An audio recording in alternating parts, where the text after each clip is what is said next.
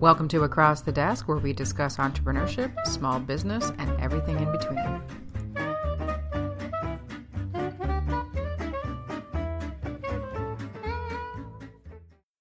Hello and welcome to Across the Desk. I'm here today with my guest, Teresa Baerg. Welcome, Teresa. Thank you. Thanks for having me. Welcome. We'll have a cutesy moment. So we were just having our conversation about glam jewels because Monica Graves just has to come up at every opportunity, apparently. She's everywhere. She's like, I was going to say the plague, but that's not a very nice word. So she's like dandelion, sunshiny and happy, and That's right. feeds bees. Well, and we can say we're wearing Monica, like the celebrities do with their designers. Ooh! I'm wearing Monica. You are, which is what brought that up, because you're That's wearing right. a gorgeous Glam Jewels vintage edition. Mm-hmm. And I was just saying that this is probably the one day for a podcast that I do not have a Monica jewel on, because I tried to. So Monica, there you go. There's your shout out. So we're here today to talk to Teresa because she is a Burlington-based journalistic entrepreneur and has been ever so generous between Snap Burlington and Burlington Lifestyle magazine in supporting businesses throughout the Halton, primarily in Burlington, obviously, but me in particular. So thank you very, very much, because Pleasure. you offer a very valuable service. So we're going to jump back a little bit. We've given Monica her shout out, so we're good. We've covered tick. And how did we meet? Well, we met at an information session at Sheridan College in, I think it was 2011 or 2012. Would have been 12. 12. That's So I graduated. Right. I had applied to go into the corporate communications program at Sheridan, and was attending an informational session ahead of attending in the fall. And Elizabeth was one of the students that was there that night to just talk to upcoming students. And she was very informative. And of course, I gravitated towards someone who was a little bit more in my demographic than some of the younger students who were fabulous. We're in the more mature demographic. That's right. And it was great. And we, I think, exchanged contact information. And then just throughout the year, she finished up her year. I began my year. We just stayed in touch as It's that, as it goes. It's that mommy bonding. That's right. Mommy plus school bonding. That's right. That's not fun. So we could commiserate for sure. Right? We could celebrate. Let's commiserate and celebrate and understand. Yes. Something came up on Facebook. You know, you get those remember what you did or whatever. Mm-hmm. And so, of course, what year? 2000. So 4 years ago in June will be commencement for me. That's right. Which is freaky. So yeah, that pops up periodically in that Sheridan connection, which is very cool. That's right. So we're going to jump back before that, because college is great, and okay. I think we've both done that a few times. So take me back to when Teresa was a little girl. What did I want to be when I grew up? What did you want to be when you grew up? Yeah, other than a Glamazon, Glam Jewels fanatic. That's right. You know, I didn't have one specific goal from childhood. I know some people do. I didn't know that there were that many different options. Yeah. I remember filling out my school year's book, and you would check off different boxes. And I think I would usually check off teacher or nurse, although I have absolutely zero inclination to want to be any of those. That's what I wanted to be. I wanted to be an obstetrician. Oh, okay. I didn't really know of a lot of different options. Yeah. My mom was home. She had been a hairdresser. And I guess I just didn't know of a lot of different options for women, or maybe just didn't think about it. We didn't have Google. That's right. Who didn't know what the possibilities were. So it wasn't until high school where I started to think, hey, I know some things that I'm good at and some things that I like doing, and there's actually jobs. So that's when I got really excited about the possibility of journalism. Cool. And I love to talk, and I love to be on a stage, so that felt natural. But I also love stories. So I love to tell stories, and I love to know what's going on, like around me and in the world. And so that felt like it would be a really good mix, fascinating career. Yeah. And at the time, I, didn't know where I'd attend or if I'd attend. I hope to travel across the country from BC to Ontario, perhaps to attend Ryerson. Was that are you from BC? I'm from BC. Are you an excommunicated tree hugger, or? No. I've been gone from BC now longer than I lived there. Oh, really? I grew up in one house, and I've lived in, probably a dozen since in that same amount of time. And I think my family still thinks that I'm moving back, but I'm not.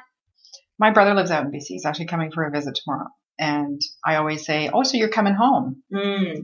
So, word to the wise, Christopher has been out in BC for over 20 years. Mm-hmm. But to us, it's still... To the family that's still there. No, here. Like all our family is here. Oh, okay. He moved out to BC. Yeah. And so I always still think of him as well, when you, like, this is a temporary gig. Mm-hmm. Yes, when are you coming home? Mm-hmm. He's, I'm not. I'm home. Yeah. Well, he's got his wife Mm-hmm. Jody and my nephew David out there, and damn BC. So you're in high school and you discover this gift that you have and the interest. So what happened after high school with it? All kinds of different things. Life takes interesting turns.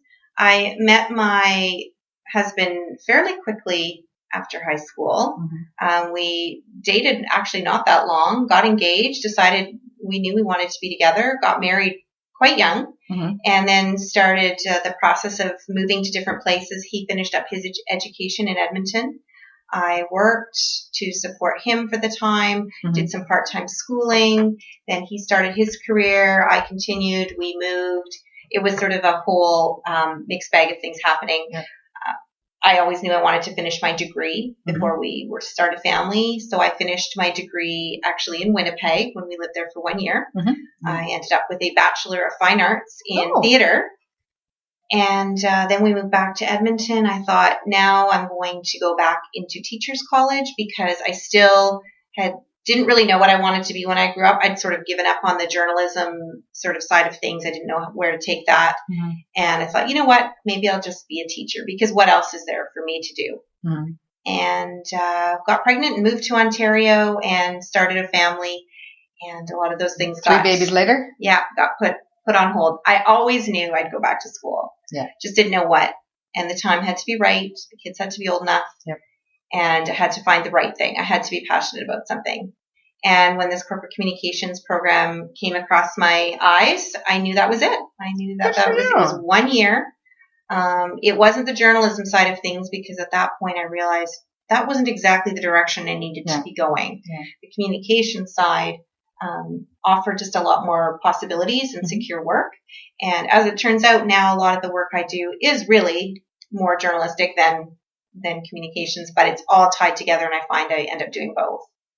Which is nice because I don't know the journalism life at all. So the opposite to what you're like, the more mm-hmm. hardcore, what I would imagine, that's not very conducive to a family. That's right. I don't know. I'm completely ignorant, so I don't know. No, that's what I envisioned was starting out in journalism would be traveling to small northern towns for little pay, if you could even get a job. And at my age and stage, it wasn't even a possibility. Yeah.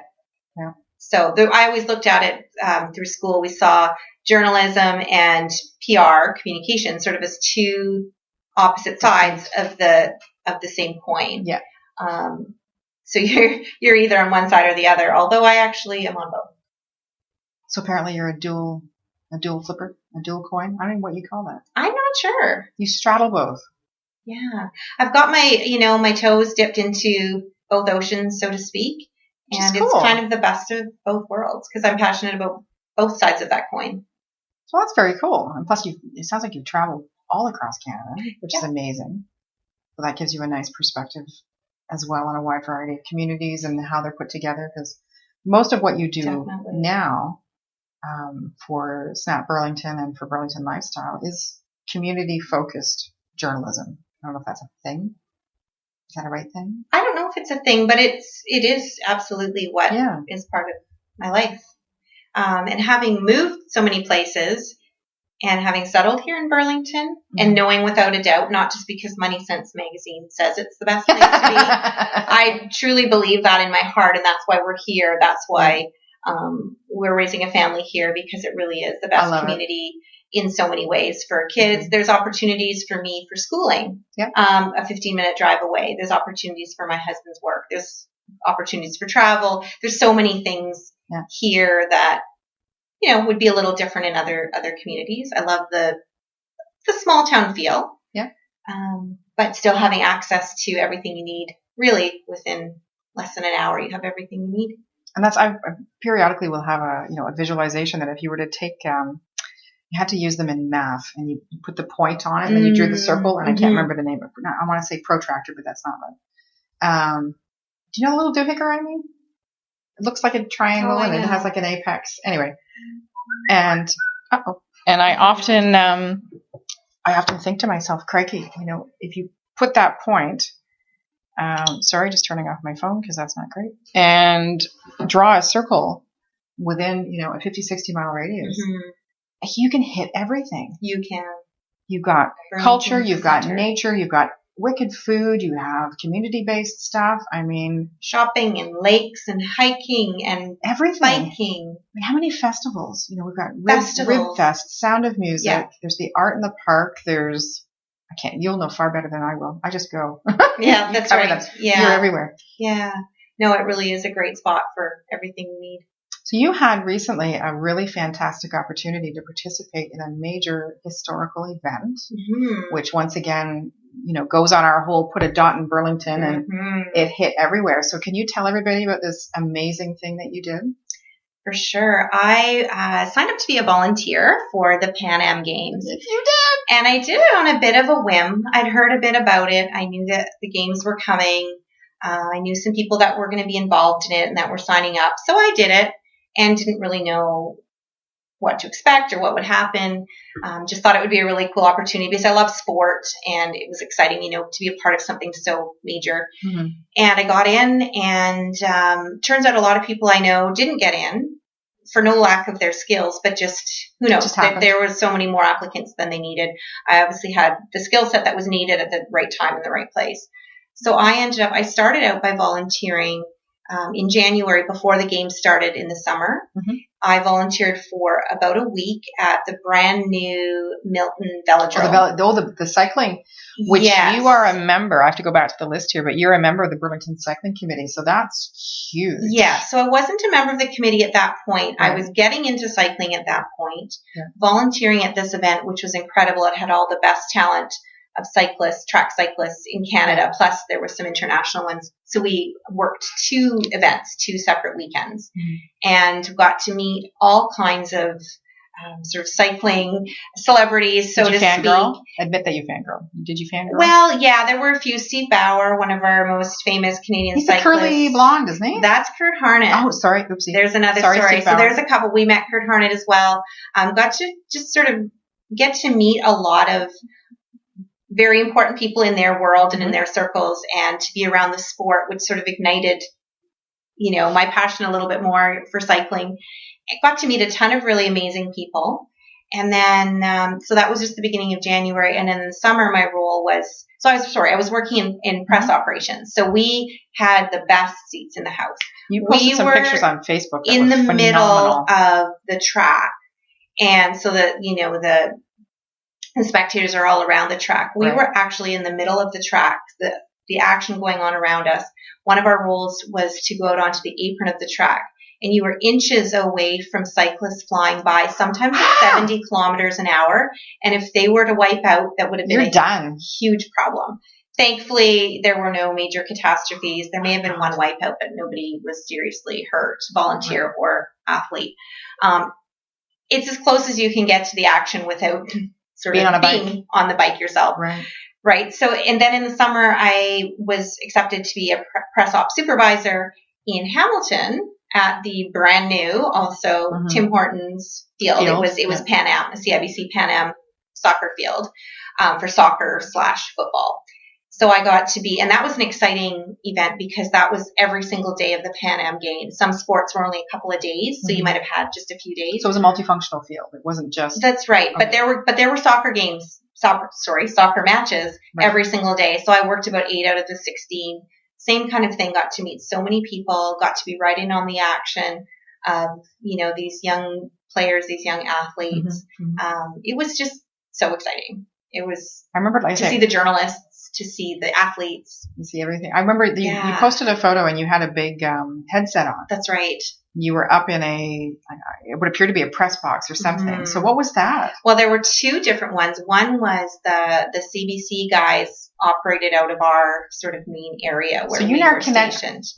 Holy so yeah, I got to know one of the a couple of the CBC guys. One of them actually was working on contract, and he's from here in Burlington. I still bump into him now and again. Right. And he kind of showed me how everything worked. He put the headset on so I could sort of hear what was happening. Yeah. So that was fun. And then upstairs on the 7th floor was the actual commentators for the game. Oh, the nice. Announcers for the game. So there was the English, the Spanish, and the French, and they all took turns. And I had a connection with one of them, and so I was able to go up there. That wasn't for everybody, but because I had a connection, so I met a lot of the international journalists, people up there. And it was just really exciting. So talk about getting your foot in the journalism door. Yeah. I mean, both feet and the whole body following behind. That's right. And there was one other thing that came up out of all of this. Yeah. The Games put out a call for volunteers who wanted to be more involved on a social media standpoint, because volunteers weren't technically supposed to be doing a lot of posting of sort of inside action. It happened, but it wasn't supposed to be done that way. They put out a call for social media ambassadors, and you had to apply and say why you'd be good at it. Mm-hmm. So I put out all my information thinking this is, I'd probably be good at it, but what are the chances? Anyway, I got it. Wow. One of 15 people out of maybe 300 applicants. Nice. So I had a little extra, I don't know what we'll call it responsibility, but I had a little extra ability to be taking some photos and sharing some stories. It was all about sharing some of the inside stories while still being respectful of privacy and all that sort of thing of the games. So I could take these photos and share them with certain hashtags. Mm-hmm. Chevrolet was one of the big supporters of that. So I got to meet some other people, and again through CBC. Holy mackerel. Got to share some extra neat stories and all kinds of stories to tell. The one thing I took out of that, one of the major things I took out of that, other than going, oh, that's just so awesome, was taking the chance to apply. Because one of the things that we talked about before the microphone went on was the power of fake it till you make it. Mm-hmm. And when you're in a communications or journalistic position, you might be hesitating, you might be nervous, but you know what? Nobody needs to know. That's right. That whole duck analogy with calm on the top and paddle like hell underneath. That's right. So had you not had the courage to screw it to the sticking post and apply, that's right. I mean, the opportunities you would have missed. I would have missed out on a whole different perspective of the games. And what's interesting is you sometimes tend to second guess yourself and think, well, was I the right pick?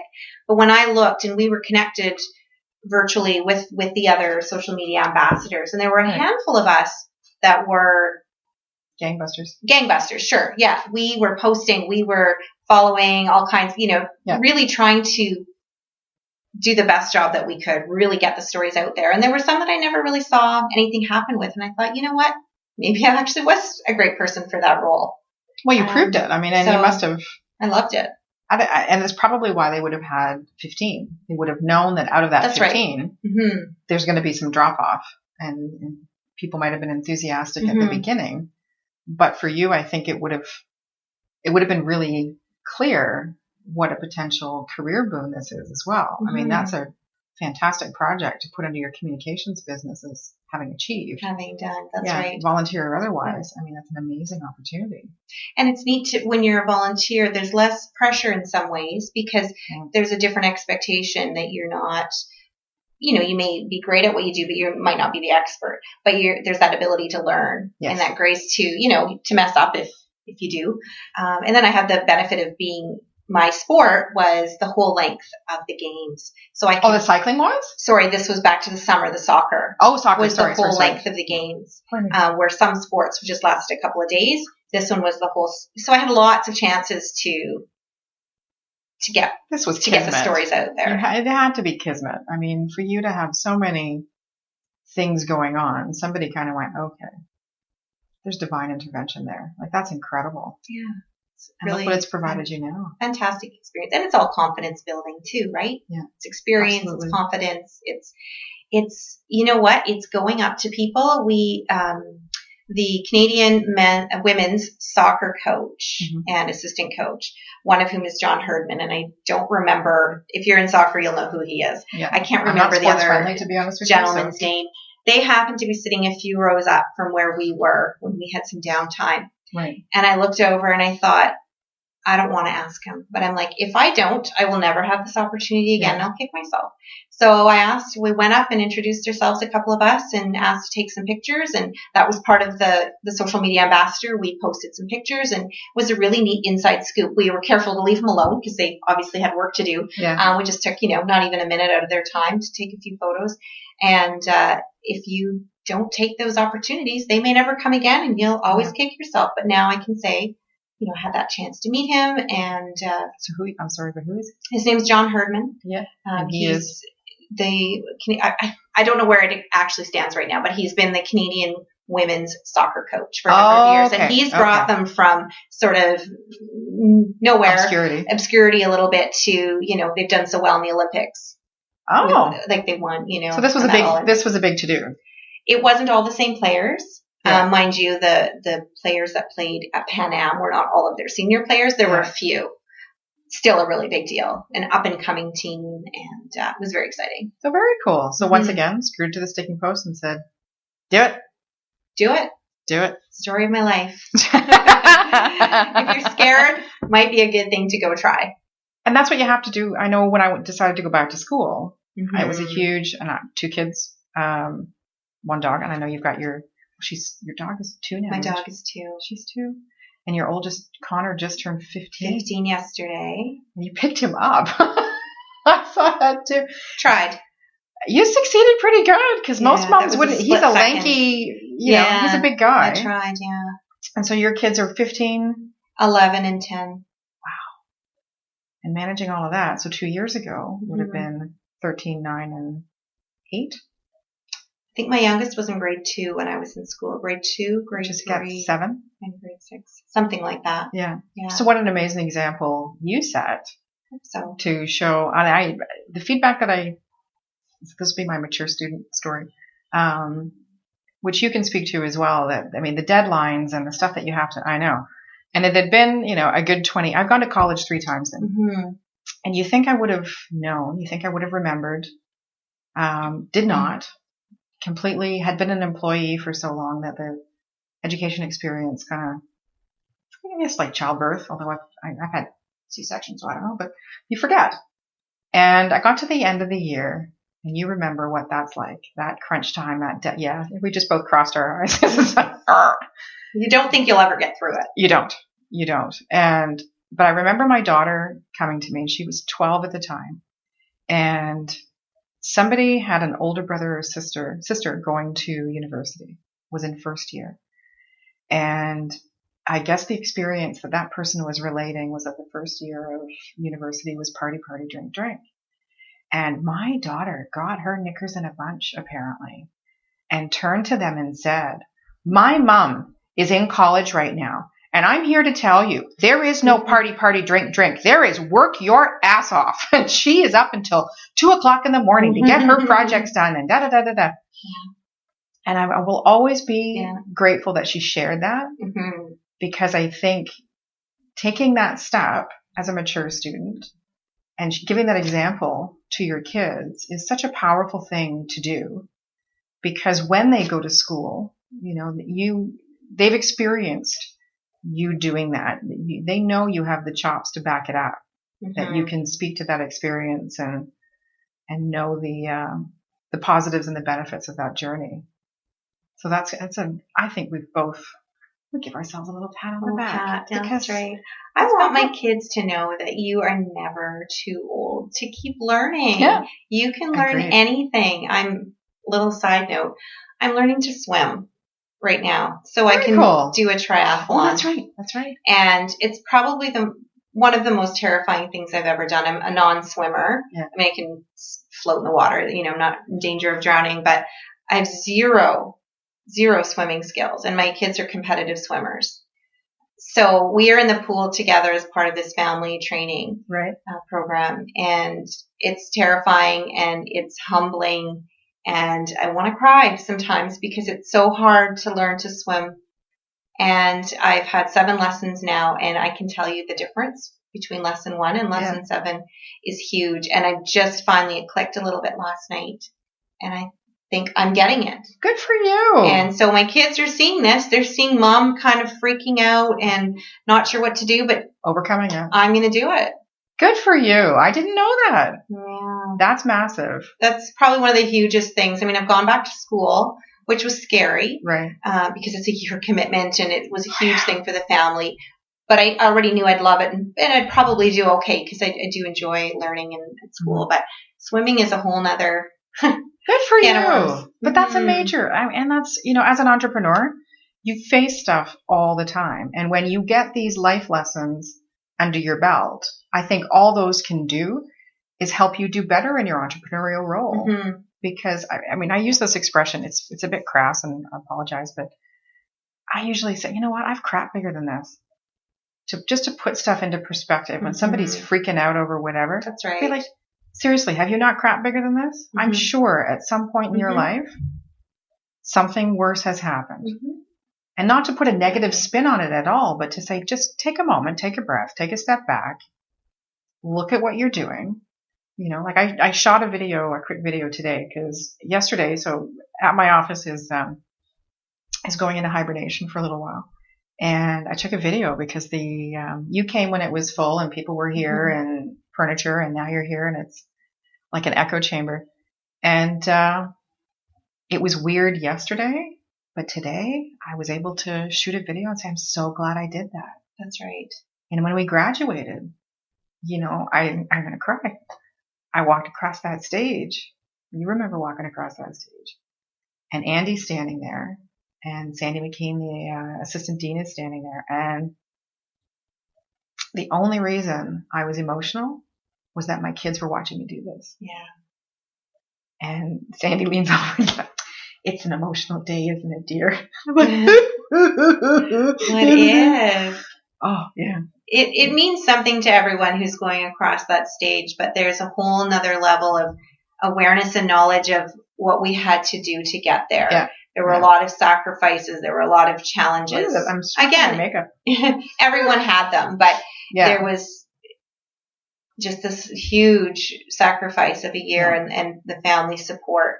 But that prepared me for now. Yeah, stepping up and... It prepared me. And I know, so you're now operating Teresa Baerg Consulting.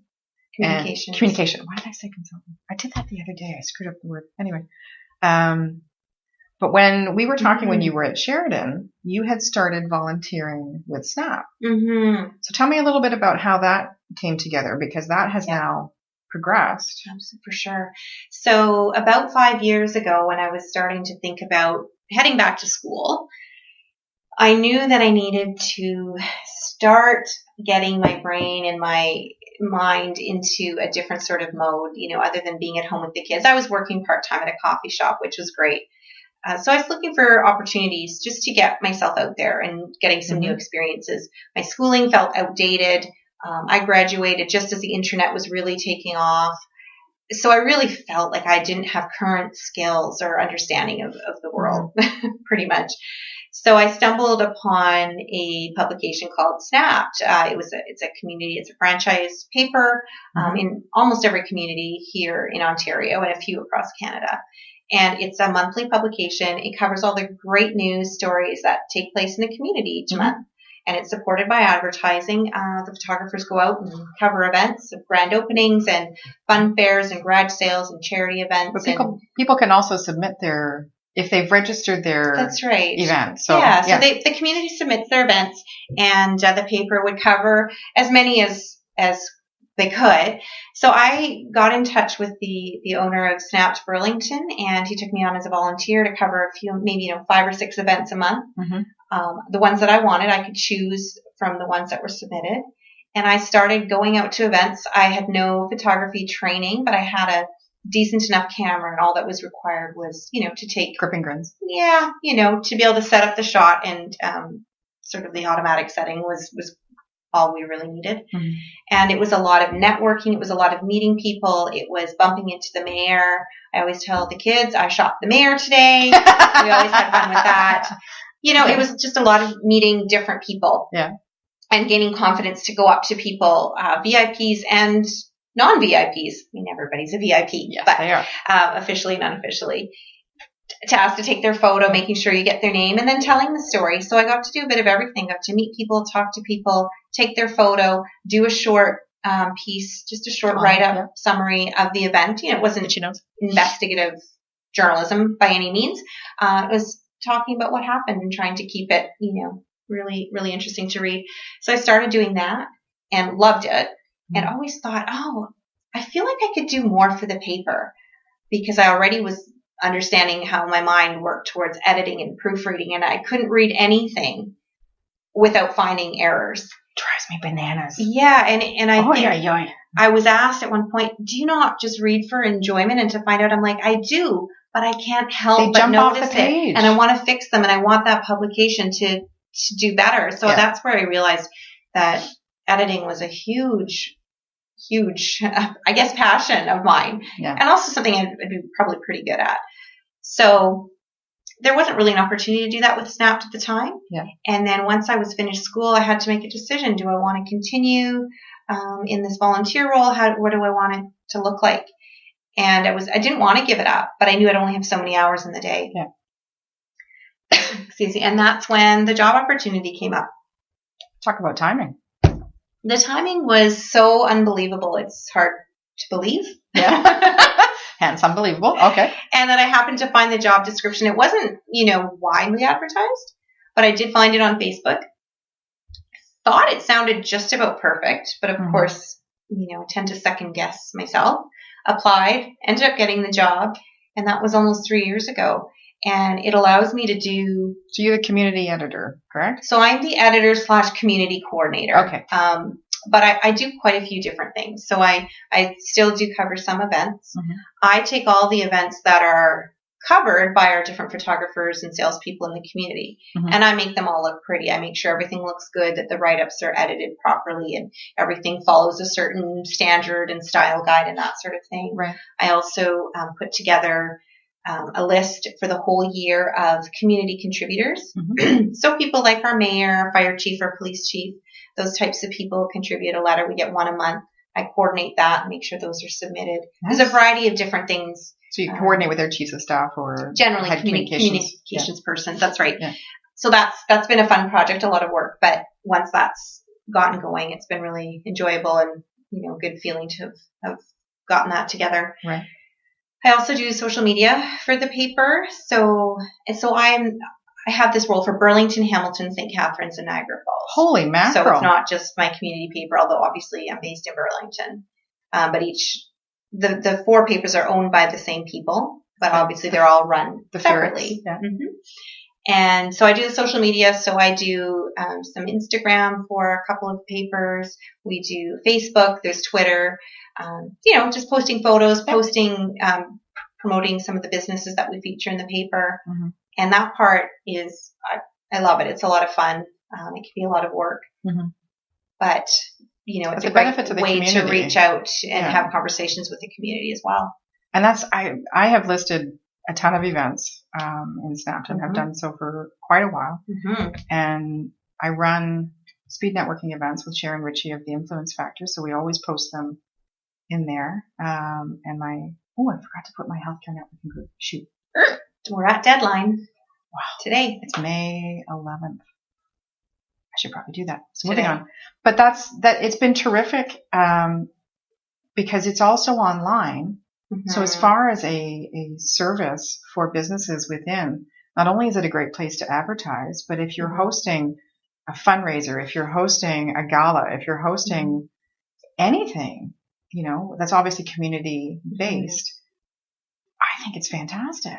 I mean, and you're really engaged on Twitter as well. So when somebody, I always try and go on and thank Snap for their coverage and all that kind of stuff. And you are, I'm assuming it's you, go on and engage, which then provides more coverage for what you're trying to do. That's right. You're supporting us. We're supporting you. It's this kind of give and take, but we're not in competition. No, not at all. It's this great, let's work together and help each other out and grow together. Agreed. And what's neat about Snap too is we'll go out and cover the Sound of Music or Rib Fest, which are, tens of thousands of people, or the big charity runs, the huge galas that raise hundreds of thousands of dollars for hospitals and charities. Yeah. We'll also cover the little girl who's hoping to raise $300 through a lemonade stand because her grandma had cancer. Aww. We do that. But that's what a community is. We go to a senior's home and somebody's celebrating their 106th birthday. You're in the paper. You should be. Such a great, good for you. And we cover businesses being open. We love to include that. Some events don't work out that great. The photo opportunities just may not present themselves. Yeah. And others, it's impossible to narrow down which ones you're going to use because there's so many amazing stories happening in this community. Agreed. And not everybody knows about them, although if you would read Snapped and look online, you would know about a lot more of them, for sure. Dang it.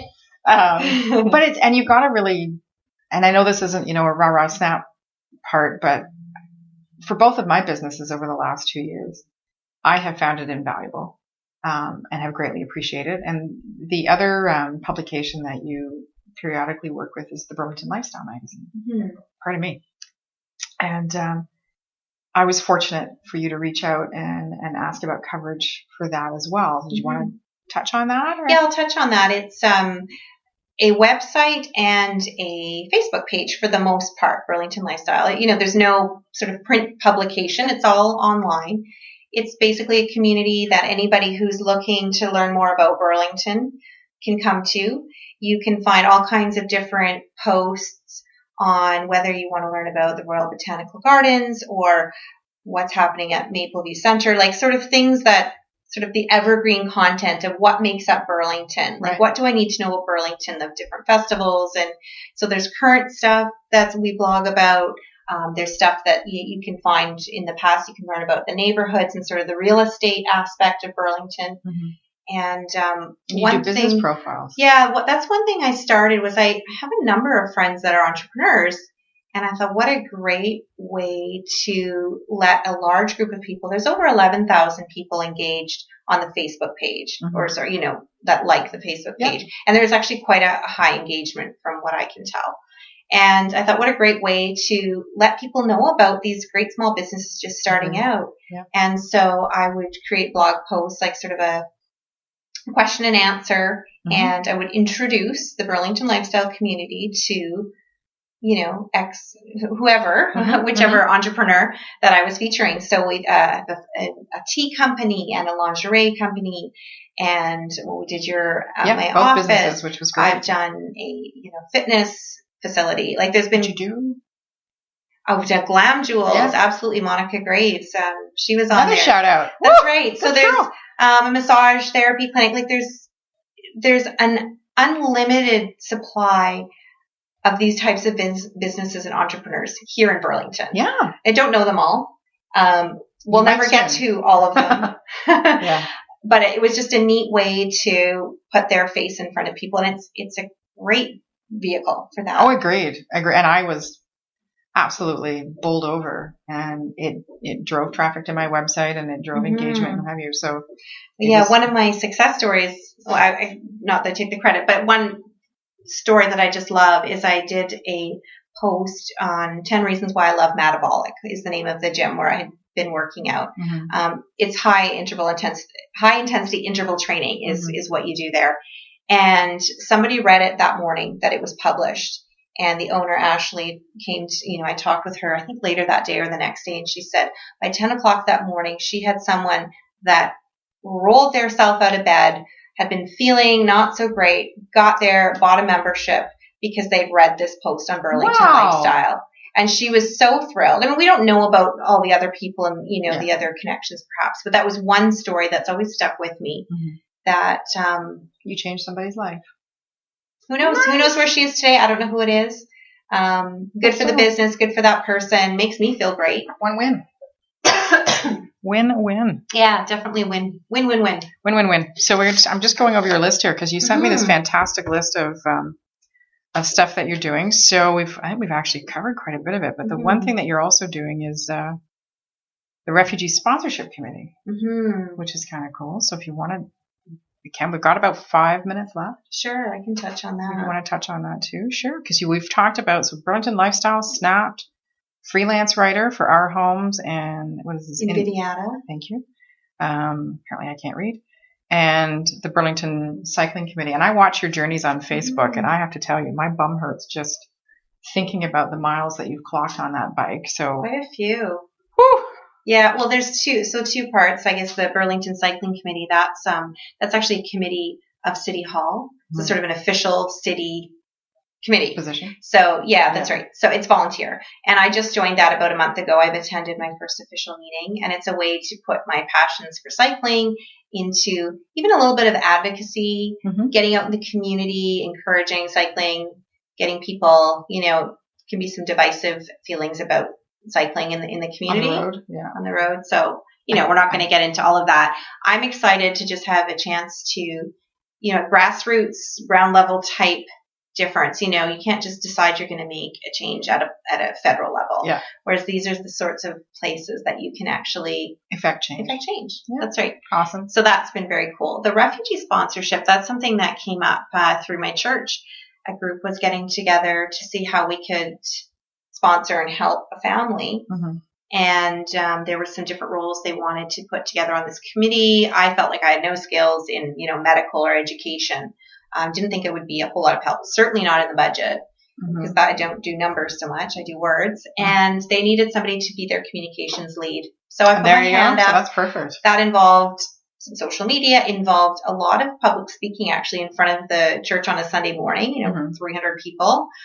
Just getting up there and letting them know what's going on and how they can help. We had huge success. I was blown away by how quickly we raised the money we needed with minimal effort, basically a link online. And people were 100% behind. They wanted to help. They wanted to support. And so it was neat to be just a small part of that whole. So has the family come over? They arrived beginning of March, and they're settling in well, and we're still quite involved with them. And they were from Syria? That's right. Yeah, from Syria. So it was, there's lots of challenges, and could we find housing and things. It was amazing to see how things came together, really down to the wire at times. But it was very exciting. And it's, I hesitate to say it's a complete success story. Anything can change. But so far we've been thrilled with. I'm sure they are equally thrilled that you. They've been very happy. They can't believe the gift. It's all a gift for them. Yeah.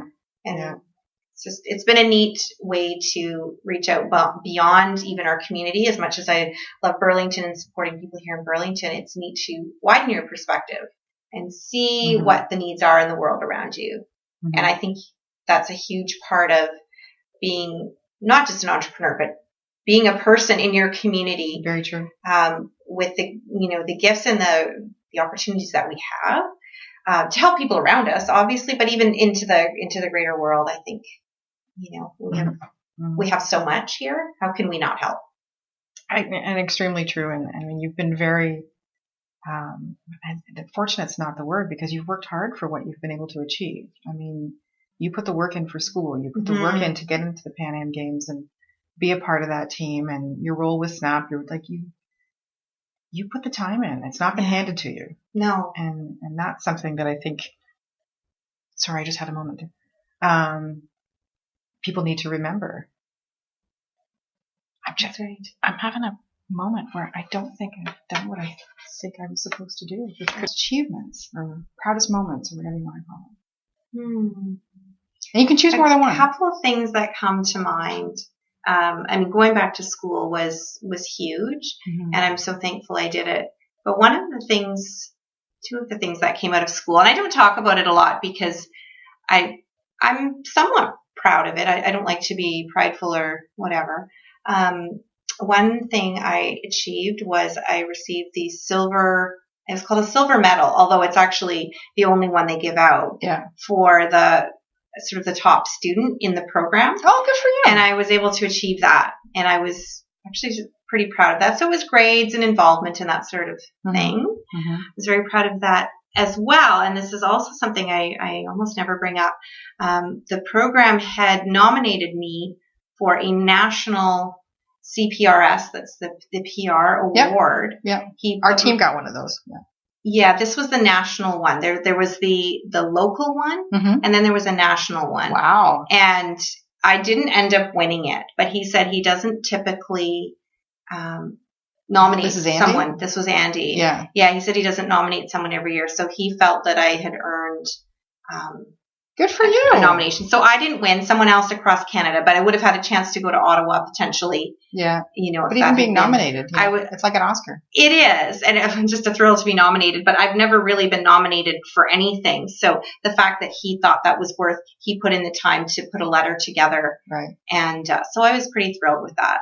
That's amazing. So then he also said, he had a little meeting with me right at the end, and he said, I've got nothing, something like this is, I've got nothing for you. You're a better writer than I am. So you said something to that effect. And I think that was probably one of the greatest things that's ever been said to me. That's so, because Andy, to give you a little bit of background, just perspective, how huge that statement is that, Andy was our program director, Andy Coxhead. He was an equerry to Her Majesty the Queen. He was a high-ranking press person for the Army. And public affairs. Yeah. All over the world. All over. Where was he? He was in Bosnia and Herzegovina. Thank you. Yeah. So he's done some major communicating on behalf of huge international organizations and the royal family. Yeah. So for him to say that to you is own that. Yeah, it was pretty amazing. Yeah. It was a pretty exciting moment for me. And I bet he never forgot to plug the microphone in. Who knows? Who knows? Probably not, though. Yeah, so those would definitely be some highlights. That's terrific. That is true. See, now I'm learning more stuff. And every time I sit down with somebody I think I know, there's always things that pop up that those ones don't come out in a regular conversation. How do you slip that in, right? You're like, by the way, I'm awesome, and here's why. Yeah, but you know what? All that to be said, you still have to keep working, and I can have all those crazy things that have happened, but I still need to work hard for a paycheck or to, get someone to publish an article. There's still all that can mean nothing. It's all the grind. But it's a confidence builder, really is what it is. That's incredible. For the most part. Cool. That's very cool. I should be able to talk about, sorry, you put a note in your email here, and it said I should be able to talk about any or all of the above for about 5 hours. That's right. Which would be cool, except we're going to wrap up because we've been going for 45 minutes. Hard to believe. But thank you very much for coming on board and sitting around the desk today. So thank you, everybody, for listening. And Teresa, also, we'll have all the, because I know you have your own website and what have you. So we'll attach all that to the blog post so people can check you out and sounds good. See what's going on. But thank you very much, everybody. And thank you, Elizabeth. You're welcome.